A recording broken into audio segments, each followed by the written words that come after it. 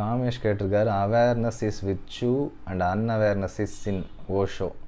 Watts your thought on this? அதை தான் அரை மணி நேரம் பேசியிருக்கேன் காமேஷ்.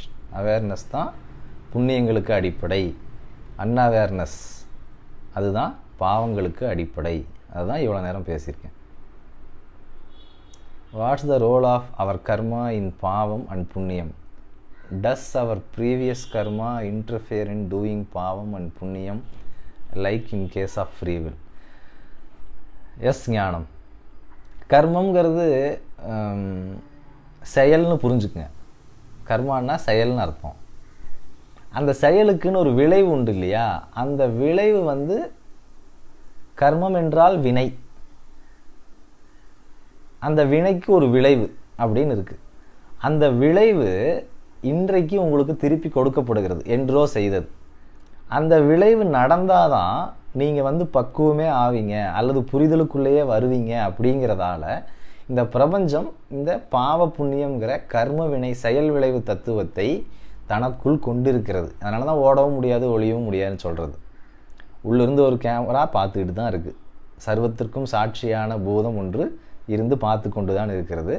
அது நீ செய்த வினை எங்கிருந்து செய்யப்பட்டது, உன்னுடைய இன்டென்ஷன் என்ன, உன்னுடைய அந்த டைம் ஆக்ஷன் என்ன இருந்துச்சு, அது என்ன விளைவை ஏற்படுத்துச்சுங்கிற எல்லா ரெக்கார்டும் அதுகிட்ட இருக்குது. அப்போது நீ இதை ஏன் செய்யக்கூடாது, ஏன் செஞ்ச, ஏன் செய்யக்கூடாது, இந்த அறிவை உங்களுக்கு தருவதற்காக இன்னொரு சூழ்நிலையை அது உருவாக்கும். அந்த சூழ்நிலையில் நல்ல மாட்டுக்கு ஒரு சூடுங்கிற மாதிரி தனக்கு ஒரு சின்ன பிழை வரும்போதே கற்றுக்கிட்டவன் அல்லது அந்த பக்குவத்தை அடைந்தவன் திரும்ப அந்த பிழையை செய்ய மாட்டான். ஸோ பிழைகளாக குவிஞ்சிருக்கக்கூடிய வாழ்க்கையில் அது அப்படியே தன்னை உயர்த்தி உயர்த்தி உயர்த்தி வாழ்க்கையில் ஒரு 10 பிழை 20 பிழையோட மனிதன் உயர்வு பெறுவான். அந்த உயர்வை மட்டுமே நோக்கமாக வச்சு இந்த பிரபஞ்சம் வடிவமைத்திருக்கிற திட்டம் தான் பாவ புண்ணிய திட்டங்கள், வினை விளைவு திட்டம்னு சொல்கிறது. கண்டிப்பாக does our previous karma interfere? Yes, it will interfere. Thank you. Saraswathi Swaminathan ஐயா வணக்கம். கீதை கூறும் ஸ்வதர்மம் என்பதை எப்படி புரிந்து கொள்வது?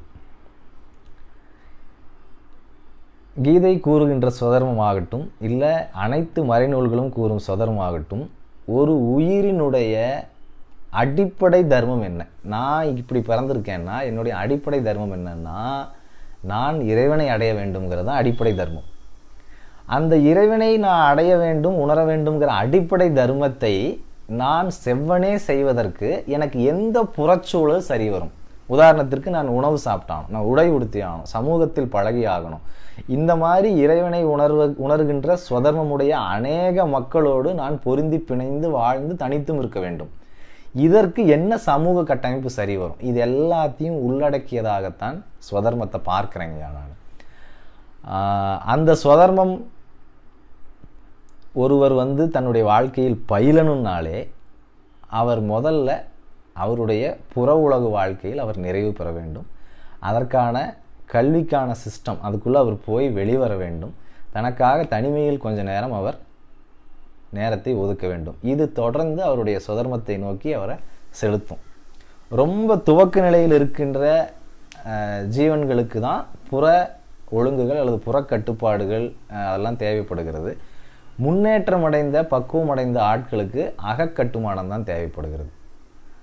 அதனால் எது நமக்கு இயல்பாக, இந்த ஜீவனுக்கு எந்த தொழில் இயல்பாக வருகிறதோ அல்லது எந்த மொழி இயல்பாக வருகிறதோ, எந்த சமூக கட்டமைப்பு உணவு இயல்பாக வருகிறதோ அதை செய்து கொண்டு அவர் உள்முக பயணத்தையும் தொடர்வது தான் ஸ்வதர்மம் என்று நான் புரிஞ்சுக்கிறேங்கய்யா. நன்றி. வேறு ஏதேனும் கேள்விகள் இருக்குங்களா?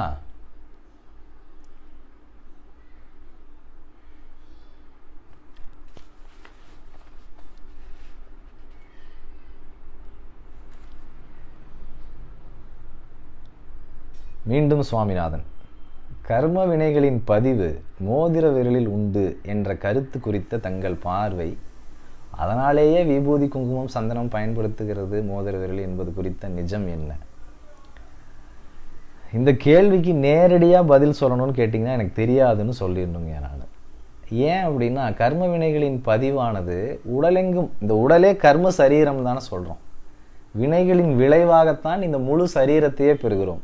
அப்படி இருக்கும் பொழுது மோதிர விரல் மட்டும் ரெஸ்பான்சிபிள் அப்படின்னு சொல்வதற்கு இல்லை. ஒன்று. ரெண்டாவது, விபூதி குங்குமம் சந்தனம் பயன்படுத்தப்படுகிறது என்கிற கருத்து, அது என்ன காரணத்திற்காக மோதிர விரல்னு சொல்லியிருக்காங்கன்னு எனக்கு தெரியலிங்க. மேபி அந்த மோதிர விரலும் அதில் ஓடக்கூடிய நாடிகளும் அது சார்ந்து ஏதாச்சும் ஒரு தொடர்பு இருக்கலாங்கிறது தான் என்னுடைய யோசனை. மற்றபடி உடலெங்கும் கர்மத்தினுடைய தாக்கம் உண்டு. இப்போ அஷ்டவக்கரர் 8 கோணலோடு உடம்பெடுத்தார் அப்படின்னு சொல்கிறோம். வினையின் விளைவாகத்தான் அவர் அந்த உடலை பெற்றார்.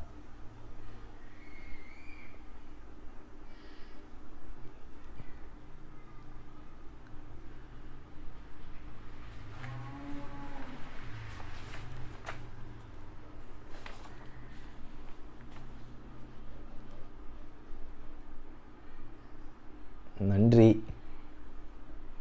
வேறு ஏதேனும் கேள்விகள் இருக்குன்னா நாம் நேரலையை தொடரலாம். காருண்யா கேட்டிருக்காங்க, when we give food for someone after eating, if they are doing anything wrong, will it be karma to us? இல்லதாம்மா. எப்படின்னா, பசியில் இருக்கிற ஒரு ஜீவனுக்கு நீங்கள் உணவு கொடுக்குறீங்க, உங்கள் செயல் அதோடு முடிஞ்சு போச்சு. அவர் அந்த உணவை உண்ட பின் அபாடா அப்படிங்கிறார் பாருங்க, அதுதான் விளைவு. அது நடந்து போச்சு. அந்த விளைவினால், அந்த விளைவு நடந்த பிறகு அவர் போய் ஒரு தீமையை செய்கிறார் அப்படின்னா அது அவருடைய அறியாமையிலிருந்து விளைகின்றது. உங்களுக்கு அதுக்கும் சம்பந்தம் கிடையாது. அவர் தன்னுடைய வாழ்க்கையை அறியாமையிலும் பக்குவமின்மையிலும் முதிர்ச்சியின்மையிலும் வைத்திருப்பதால் அவர் அந்த விளைவை சுமக்கிறார். ஆனால் அடுத்த முறை அவர் இப்படியான நபர்னு உங்களுக்கு தெரியுது, அவர் சாப்பிட்டுட்டு போயிட்டு சம்சாரத்தை போட்டு அடி நடிக்கிறாரு, வீட்டுக்கு சாப்பாடு மட்டும் கேட்குறாரு அப்படின்னா அவருக்கு அறிவுரை சொல்ல வேண்டிய பொறுப்பு நமக்கு சேருது. இந்த மாதிரி சாப்பிட்டுட்டு போய் அடிக்கிறேன்னா நான் இனிமேல் சாப்பாடு போட மாட்டேன்னு தாராளமாக சொல்லலாம். அவர் என்ன, அதுக்கப்புறம் அவர் என்ன பொய் சொல்கிறார், எப்படி நடந்துக்கிறார், இது எல்லாமே ஒரு ஆள்லாம் நம்ம ஃபாலோ பண்ணலாம். 1000 பேர் இப்படி இருக்காங்க, என்ன பண்ண முடியும்? அதனால் கடமையை செஞ்சுட்டு போ, பலனை எதிர்பார்க்காத அப்படிங்கிற அந்த மகா வாக்கியம் இதற்கு பதிலாக அமையும். உங்களுக்கு என்ன தோணுது, ஒருத்தன் பசி, அந்த மொமெண்ட்டில் என்ன நடக்குது, பசின்னு ஒருத்தன் கேட்குறான், ஒரு சாப்பாடு போடுறீங்க, அதோடு மறந்துடுங்க. அதை அவங்க என்ன பண்ணுறாங்க, அதை வச்சுட்டு என்ன யோசிப்பான் அப்படிங்கிற ஏரியாவுக்குள்ளே நான் போக வேண்டாம். விளைவை முன்னிறுத்தி செயல்களை செய்ய வேண்டாம்ங்கிறது என் யோசனை.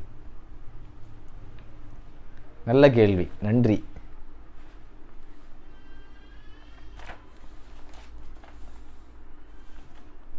கிட்டத்தட்ட புத்தர் சொன்ன ஒரே உபதேசம் அல்லது அறிவுரை என்னன்னா, அவர் தவத்தில் இருக்கார், அந்த போதி மரத்தடியில்னு சொல்கிறாங்க இல்லைங்களா, அதில் ஞானமடைந்து தவத்தில் இருக்கார். தவம் கலைந்து அந்த உணர்வு பெற்றுட்டு திரும்பி வராரு. அப்போ அவருடைய உடை தோற்றத்தை எல்லாம் பார்த்து அங்கே விளையாண்டுக்கிட்டு இருந்த குழந்தைங்களில் ஒரு குழந்தை அது ஏதோ பழம், அந்த பழத்தை கொடுக்குறாங்க. ஏன்னா பொதுவாக மகான்களுக்கு எதையாச்சும் கொடுத்து ஆசீர்வாதம் வாங்கணுங்கிறது நம்ம மரபில் இருக்கிறதால கொடுத்து ஆசீர்வாதம் வாங்குது அந்த குழந்தை. அந்த குழந்தை பேர் நந்தபாலான்னு சொல்கிறாங்க. புத்தர் அதை வாங்கிட்டு அந்த குழந்தைக்கே அதையே பிரசாதமாக கொடுத்து விடுகிறார்.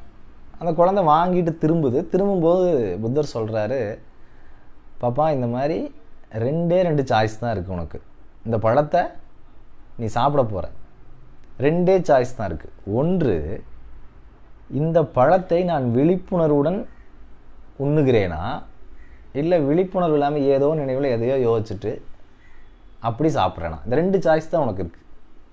நீ விழிப்புணர்வோடு சாப்பிடு பாப்பா அப்படின்னு அவர் சொல்கிறார். விழிப்புணர்வோடு சாப்பிடும் பொழுது அந்த செயலின் விளைவு அவரை தீண்டுவதில்லை, நிஷ்காமிய கர்மமாக அறியப்படுகிறது. அந்த உணவு அப்படி உண்ணப்படும் பொழுது அதன் மேலே அட்டாச்மெண்ட் வராது. நல்லா இருக்குது, இது இன்னும் அதெல்லாம் வராது. அது இன்னும் தனக்குள்ளே என்னென்ன விளைவை ஏற்படுத்துதுங்கிற ஒரு அப்சர்விங் மோடுக்கு போயிடுறதால விளைவுகளின் தாக்கம் குறைகிறது, அட்டாச்மெண்ட் குறைகிறது. அதனால தான் காமத்தை கூட ஓஷோ விழிப்புணர்வோடு பாரு. நான் அதை எஸ்ன்னு சொல்லலை, நோன்னு சொல்ல. ஏன்னா எஸ்ன்னு சொன்னால் நீ ஒரு மாதிரி ஓடிடுற, நோன்னு சொன்னால் நீ ஒரு மாதிரி ஓடிடுற. அதனால் நான் எஸ்ஸும் சொல்லலை, நோவும் சொல்லலை.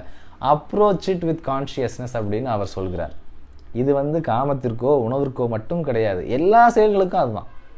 நின்னா, நடந்தா, உட்கார்ந்தா விழிப்புணர்வு எவ்வளவு பெருகுதுங்கிறது தான் நாம் நம்முடைய கவனத்தில் வைத்திருக்க வேண்டும். இதை தொடர்ந்து செய்கின்ற ஒருவன் புண்ணிய கர்த்தாவாக மாறி நல்ல நல்ல உயர்நிலைகளுக்கு போய் நல்ல குருமார்களினுடைய ஆசையால், உதவியால் அவன் முக்தியை அடைகிறான்ங்கிறது சர்வ நிச்சயம். சுவாமிநாதன், பாபி என்ற சொல்லையே விவேகானந்தர் மறுக்கிறாரே. அவர் மறுக்கிறாரான்னு தெரியலிங்கய்யா, பட் நீங்கள் சொல்கிற செய்தியின் அடிப்படையில் நான் அந்த வார்த்தையை எடுத்துக்கிறேன். மறுக்கிறாருன்னா ஒரு வகையில் உண்மைதானே. அத்வைத வேதாந்தத்தின்படி இறைவன் வேறு நீ வேறு இல்லை அப்படிங்கும்போது நீ பாவியாகவும் இறைவன் அதை கடந்தவனாகவும் எப்படி இருக்க முடியும்? ஏன்னா உனக்குள்ளே இறைவன் இருக்கிறானே. அப்படிங்கிற அந்த அத்வைத பார்வையில் அவர் சொல்லியிருக்கலாம்னு நான் யூகிக்கிறேன். ஷர்மிளா, அவன் இன்றி ஒரு அணுவும் அசையாது. when this is true, how can we attach yourself to பாவம் அண்ட் புண்ணியா? அவனின்றி ஒரு அணுவும் அசையாது தாங்கம்மா. ஆனால் இந்த ஜீவன் அசையுது இல்லையா, அசையா தன்மை பரம்பொருளுக்கு உண்டு. Stillness the quality. ஆனால் அசைகின்ற தன்மை சக்திக்கும் ஜீவனுக்கும் உண்டு, சலனத்திற்குரிய தன்மை உண்டு. அப்போ சலனம் ஏற்பட்டாலே ஒரு சலனத்திற்கு எதிர் விளைவு என்பது உண்டு. நான் லெஃப்ட் நகர்ந்தேன்னா ரைட்டு நகரணும் அப்படிங்கிற விளைவுக்குள்ளே நான் ஆட்படுறேன். அப்போ என்ன ஆகும்? பாவத்திற்கு ஒரு பலனும் புண்ணியத்திற்கு ஒரு பலனும் இருந்தே இருக்கும். புரிஞ்சிருக்கும்னு நினைக்கிறேங்கம்மா. நான் புரியுற மாதிரி சொன்னேனான்னு தெரியல. புரியலன்னா மேலும் கேளுங்க. நல்ல கேள்வி. ஸோ சாட்சி பாவமாக இருக்கக்கூடிய அவன் அல்லது அது இவைகளை பார்த்து கொண்டு சும்மா தான் இருக்கும். இது நடைபெறுவதற்கு ஒரு சப்போர்ட்டாக இருந்து கொண்டு தான் இருக்கும். ஆனால் இதை எந்த வினையும் விளைவும் ஒட்டாது. நீங்கள் இதுவாக மாறுற வரைக்கும் அசைவுகளுக்குள்ளே தான் இருப்பீங்க. துவந்தமயமாகத்தான் இருப்பீர்கள். துவந்தமாக இருக்கும்போது பாவ புண்ணியத்திற்கு ஆட்படுவீர்கள். அதில் பாவம் புண்ணியம் என்னன்னா முதல்லேருந்து பார்த்துட்டு வந்தோம், அவ்வளோதான். வணக்கம். போன வாரம் வந்த மெர்சல் மகேஷ், உங்கள் பேர் என்னை புன்னகைக்க வைக்குதுங்க. எப்போ அடுத்தவங்களுக்கு ஹெல்ப் பண்ணால் அது புண்ணியம்னு, ஆமாம் இப்போவா, ரைட், புண்ணியம்னு சொன்னீங்க. இப்போ நான் ஒருத்தங்களுக்கு ஃபுட்டு கொடுத்து ஹெல்ப் பண்ணுறோம், ஆனால் என்னோடய இன்டென்ஷன் எப்படி ஃபுட்டு கொடுத்தா எனக்கு குட்டு நடக்கும்னு ஒரு எக்ஸ்பெக்டேஷனோட நான் என் எக்ஸ்பெக்டேஷன் டிஸப்பாயின்மெண்ட் ஆகும்போது அப்போது நான் சஃபர் ஆகுறேன். அப்போ சஃபரிங் பாவம் தானே? எஸ் ஐயா, உணவு கொடுத்தா புண்ணியமா? புண்ணியம்தான், நோ டவுட். நீங்கள் உணவு கொடுத்ததால் சஃபரிங் அனுபவிக்கிறது இல்லை, ஒரு எக்ஸ்பெக்டேஷன் வருது பாருங்கள், எனக்கு என்ன நடக்கும், எனக்கு என்ன இதனால் கிடைக்கும் அப்படின்னு. அந்த ஏக்கம் சஃபரிங்கை உண்டு பண்ணுது. ஏன்னா நீங்கள் எனக்கு என்ன நடக்கும் அப்படின்னு ஏன் கேட்குறீங்க? எங்கேயோ உங்களுக்கு போதலை, இல்லை எங்கேயோ உங்களுக்கு ஏதோ ஒன்று இல்லை, வெறுமையாக உணர்றீங்க, அல்லது எதையோ ஒன்று எதிர்பார்க்குறீங்கிற இடத்துலேருந்து அந்த செயலை செய்கிறீங்க. அந்த செயலுக்கு ஒரு புண்ணியம் கிடச்சிரும். ஆனால் அந்த எதிர்பார்ப்பு பூர்த்தி ஆகணும்னா வாழ்க்கையில் ஒரு சஃபரிங் மூலமாக உங்களுக்கு பாடத்தை கற்றுக் கொடுக்கிறது.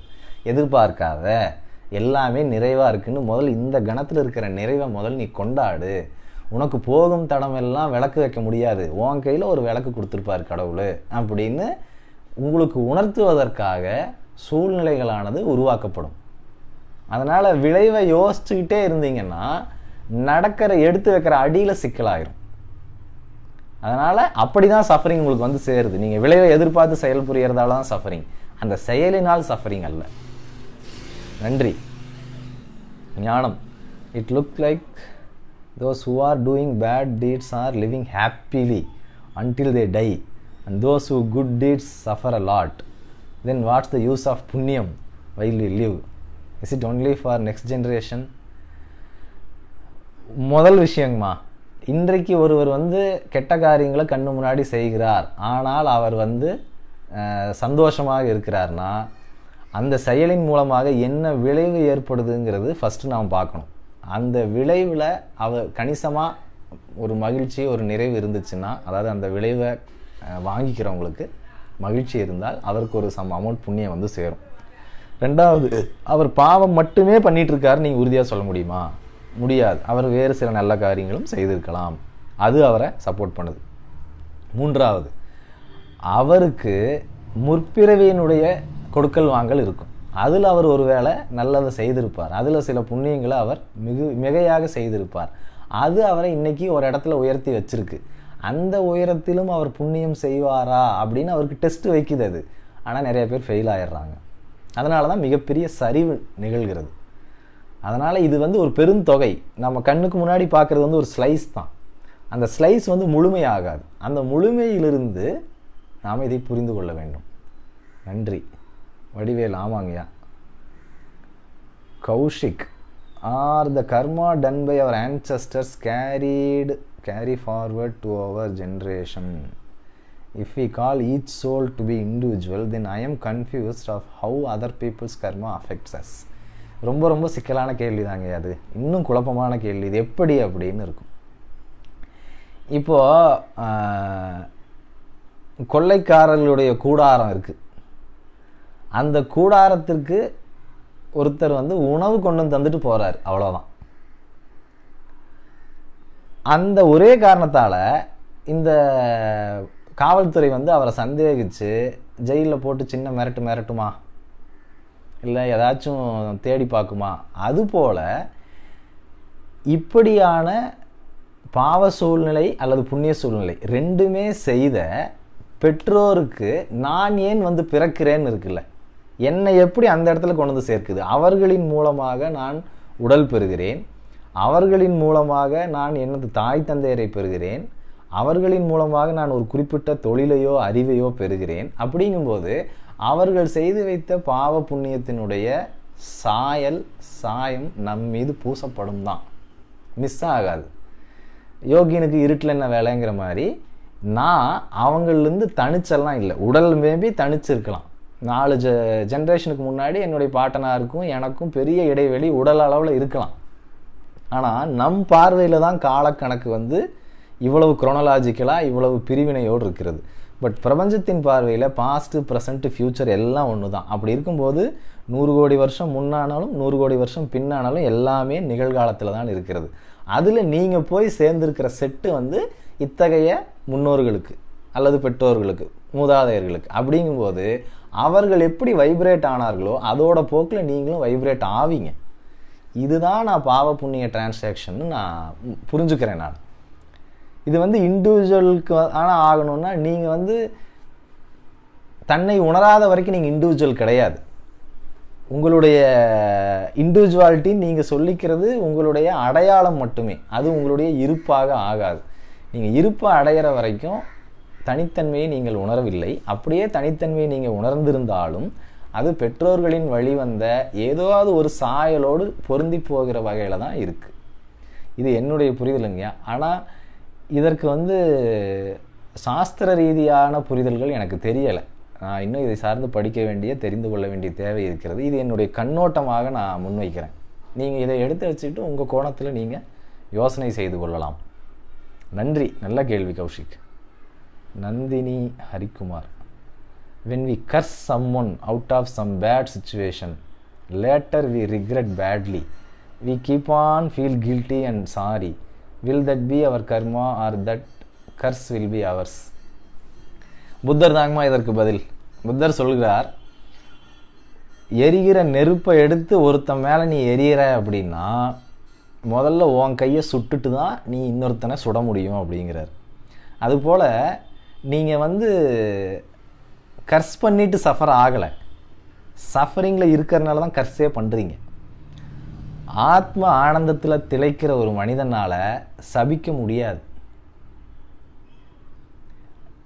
ரெண்டாவது, நீங்கள் சபித்த பிறகு ஆற சஃபரிங்கிறத நீங்கள் சபிக்கும் போதே இனிஷியேட் பண்ணிட்டீங்க.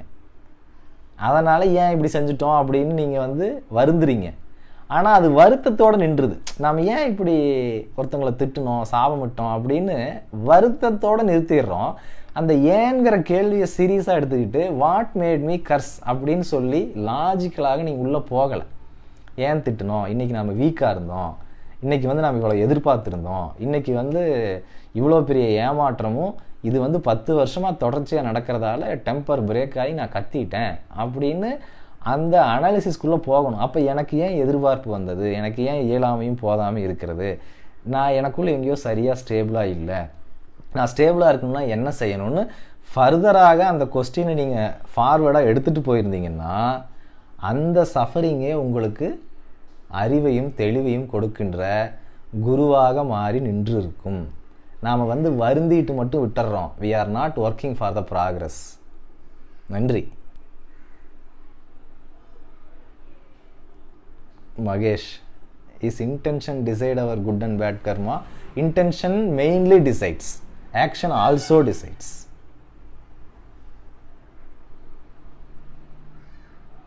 ரவிரத்னம் ஐயா வணக்கம். போன ஜென்மத்தில் செய்த புண்ணியம் இந்த ஜென்மத்தில் நல்லது செய்யுமா? கண்டிப்பாக செய்யுங்கய்யா. நமக்கு தான், இந்த உடலுக்கு தான் பிறப்பு.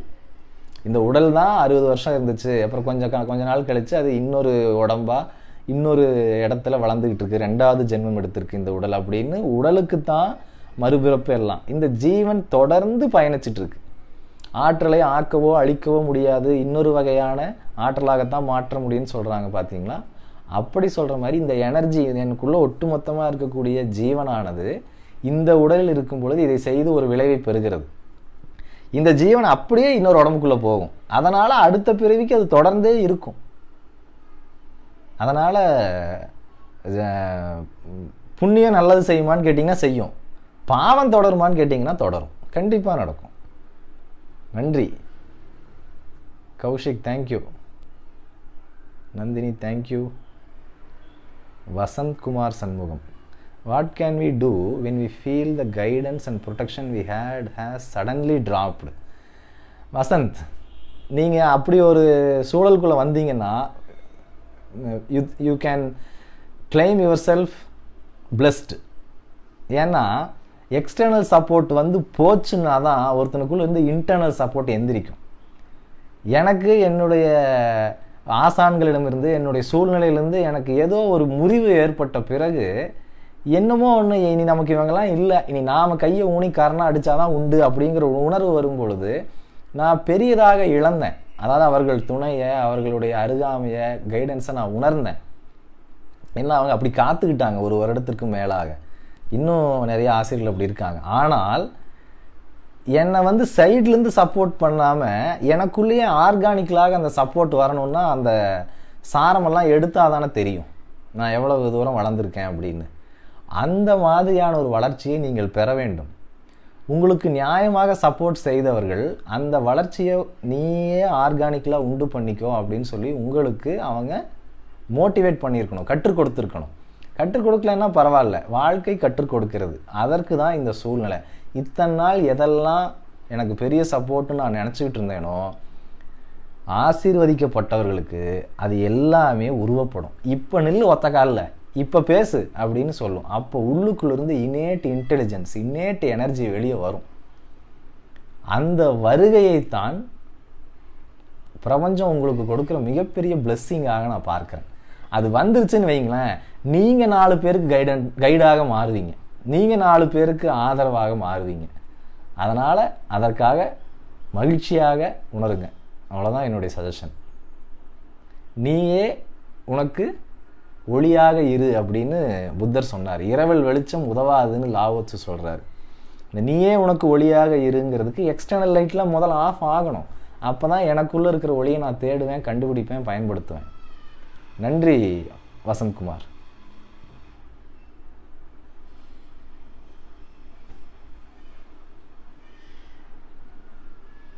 வேறு ஏதேனும் கேள்விகள் உள்ளனவா?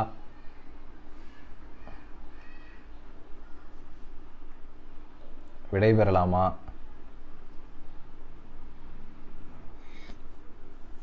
இது கொஞ்சம் எப்படி புரிய வைக்க போகிறோம் இந்த தலைப்பேங்கிறதே என்னுடைய யோசனையாக இருந்தது. ஒரு வாரம் இதற்கே தான் யோசிச்சுக்கிட்டேன். ஏன்னா இது வெறும் அவேர்னஸ் தான் புண்ணியம் அப்படின்னா இது எப்படி நான் கம்யூனிகேட் பண்ணுறது? இது எப்படி நான் கடத்துறது இந்த செய்தியை? இது எல்லோருக்கும் இப்படியே புரியணுமே, அல்லது வீட்டுக்கு போய் அப்ளை பண்ணி பார்க்குற மாதிரி புரியணுமே. ஆனால் எனக்குள்ளே ஏற்கனவே இது பாவம் இது புண்ணியம்னு எனக்குள்ளே நிறையா கருதுகோள்கள் நான் முன்னமே வைத்திருக்கிறேனே. இதை எப்படி கொண்டு போய் சேர்க்கிறதுங்கிறதுல ஒரு வாரம் எனக்கு குழப்பம்தான் இருந்தது. ஒரு சின்ன அவநம்பிக்கை இருந்தது. அதனால்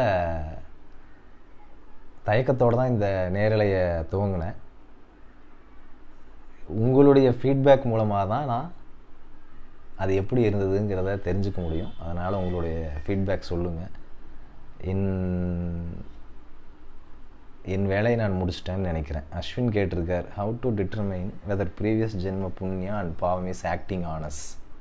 தேர் is no previous, there is no past Ashwin, எல்லாமே ப்ரெசன்ட் தான். அப்படி எடுத்துக்கங்க. இந்த குழப்பம் அவசியம் இருக்காது. இப்போ வந்து இது தெரிஞ்சு நாம் என்ன செய்ய போகிறோன்னு இருக்குல்ல. இப்போ 5 ஜென்மத்துக்கு முன்னாடி நான் ஒரு கோயில் கட்டினேன் சார், அதனுடைய புண்ணியம் தான் சார் இப்போ என்னை காப்பாற்றுது அப்படின்னு நான் தெரிந்து கொள்வதன் மூலமாக எனக்கு என்ன கிடைக்கும்னு நினைக்கிறப்பா? ஒன்றும் கிடைக்காது. Right now just feel good. இதுக்கு எந்த ஜென்மத்து புண்ணியம் எனக்கு சப்போர்ட் பண்ணியிருந்தா என்ன? இந்த நேற்று செஞ்ச புண்ணியம் இன்றைக்கு எனக்கு நல்லதை கொடுத்துருந்தா என்ன? எந்த வித்தியாசமுமே இல்லை. It's so plain.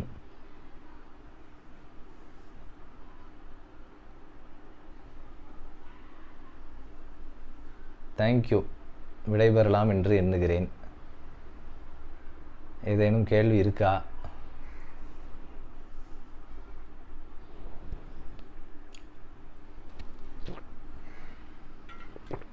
Kaushik master, are you planning to continue the Ashtavakra Gita series on YouTube? Kaushik, என்ன சிக்கல்னா, இங்கே சுற்றியும் நம்ம வீட்டை சுற்றியும் பொழுதன்னைக்கும் சத்தமாக இருந்து கொண்டிருக்கிறது. லாக்டவுன்னு பேர், ஆனால் சத்தமாக இருந்துகிட்ருக்கு. சத்தமாக இருக்கிறதால ரெக்கார்டு பண்ண முடியல. இந்த 7 அஷ்டவக்ர கீதையும் செஞ்சது நள்ளிரவு 11 மணிக்கு மேலே. ஏன்னா பக்கத்து வீட்டில் தாயக்கட்டை விளையாடுறாங்க, சத்தம் கேட்டுக்கிட்டே இருக்குது. வீடியோ கேம் விளையாடுறாங்க, சத்தம் கேட்டுக்கிட்டே இருக்குது.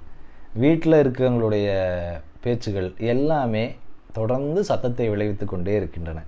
இதையெல்லாம் நம்ம தடுக்கவும் முடியாது, தப்புன்னு சொல்ல முடியாது. அதனால் எனக்கான ஒரு அமைதி கிடைக்கல, அதனால் புற அமைதி கிடைக்கல. அதனால் அஷ்டவக்ர கீதையை ரெக்கார்ட் பண்ண முடியல. இது முதல் காரணம்.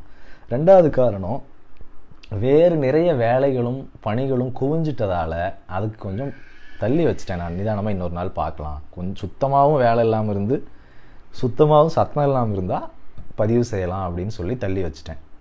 அதனால் அஷ்டவக்ர கீதை எப்போ வரும்னு எனக்கு சொல்ல முடியல கௌஷிக். நினைவுபடுத்தியமைக்கு நன்றி.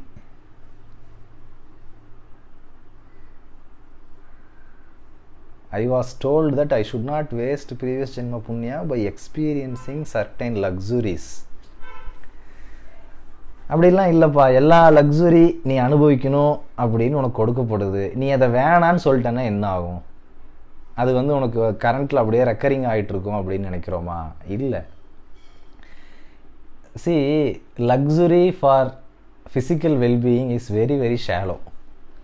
Luxury for self, என்னுடைய எமோஷனில் நான் நல்லா இருக்கேனா, கட்டாந்தரையில் படுத்தாலும் சிரித்து கொண்டு இருக்கிறேனா, நிம்மதியாக இருக்கிறேனான்னு இருக்கு இல்லையா, that is the supreme luxury. அதனால் நீ வந்து ஃபிசிக்கல் லக்ஸுரியை வேணான்னு சொல்லி அது ரிக்கரிங் ஆச்சுன்னா கூட ஸ்பிரிச்சுவல் லக்ஸுரிக்கு உன்னை தள்ளிட்டு போகும். அதனுடைய உச்சம்தான் கடவுளை அடையிறது அல்லது உணர்றதுன்னு சொல்கிற இடம். அதற்கு ஒரு நல்ல வழிகாட்டி, ஏதாவது ஒரு வாத்தியார் இல்லை ஏதாவது ஒரு நூல், ஏதாவது ஒன்று உனக்குள்ளே அதை உண்டு பண்ணும். ஒரு தியானத்தன்மை ஏற்படும்.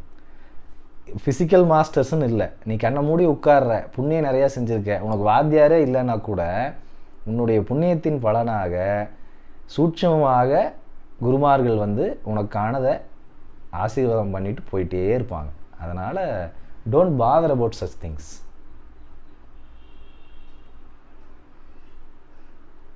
Aparna, why do good and bad people face more suffering? Good and people face more suffering and die early. I have seen in many and personally experienced. நமக்கு குட்டுன்னு நினைக்கிறது அல்லது நமக்கு குட்டுன்னு தெரிவது போல பிரபஞ்சம் அவர்களை பார்ப்பதில்லை அம்மா. நம்மளுடைய பார்வை மிக குறுகியது, ரொம்ப நேரோ விஷனில் டனல் வழியாகத்தான் பார்க்குறோம்.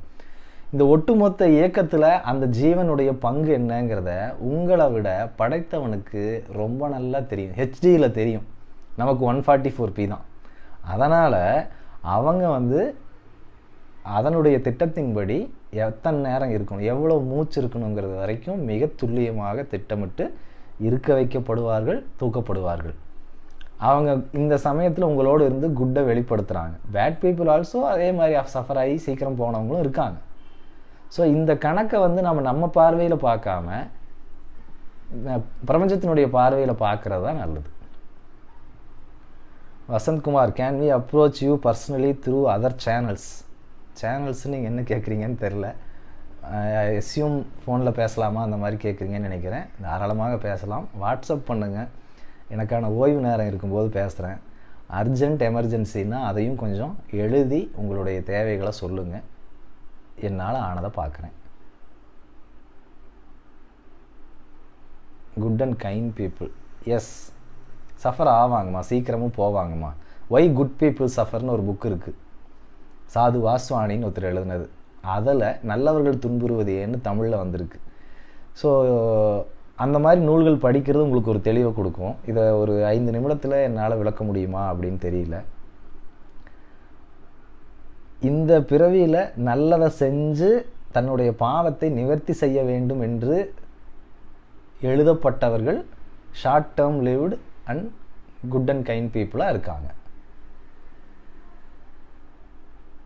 Thank you Kaushik. Is desire sin? Mahesh கேட்குறாரு. இல்லை ஐயா, டிசையருக்கு பின்னாடி அவேர்னஸ் இல்லாமல் இருக்கிறது தான் சின். ஆசைகளே காரணமா பாவங்களுக்கு? ஆசையே பாவமானு கேட்டிங்கன்னா இல்லை. ஆனால் அந்த ஆசையின் மூலமாக என்ன விளைவு ஏற்படும் ஏற்படாதுங்கிறத நம்ம அறியாமை வைத்திருக்கிறது. அந்த அறிதலோடு நீங்கள் எதை ஒன்றை விருப்பப்பட்டீங்கன்னாலும் no issues. Okay Ashwin, right, நன்றி, விடைபெறுகிறேன். அடுத்த நேரலையில் சந்திப்போம்.